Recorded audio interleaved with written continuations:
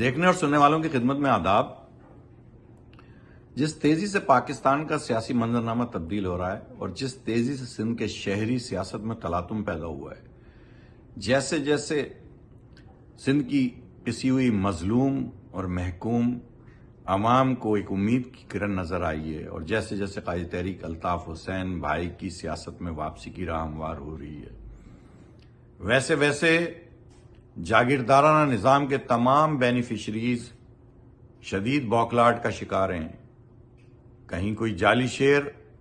خارج زدہ ہو گیا ہے تو کہیں سلیکٹڈ سرکاری پنڈت خلابازیاں کھا رہا ہے، کہیں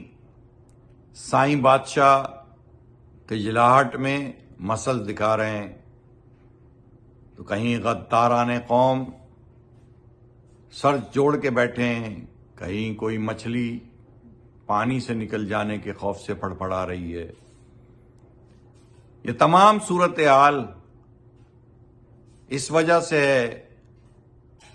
کہ قائد تحریک الطاف حسین بھائی اس فرسودہ جاگیردارانہ نظام کے خلاف سیسا پیرائی دیوار کی طرح کھڑے ہیں، اور وہ اس جاگیردارانہ نظام کو جڑ سے نکال کر پھینک دینا چاہتے ہیں۔ قائد تحریک مساوات اور انصاف پہ مبنی 98% عوام کی حکمرانی چاہتے ہیں۔ ان حالات میں ساتھیوں ڈٹے رہو، جمے رہو۔ آنے والا وقت مظلوموں کا وقت ہے، آنے والا وقت مظلوموں کی داد رسی کا وقت ہے، آنے والا وقت قائد تحریک الطاف حسین بھائی کا وقت ہے۔ جو کچھ بیتی ہے اس کو کچھ اس طرح سے بیان کروں کہ کہا غداری کریں ہم، کہا غداری کرو تم،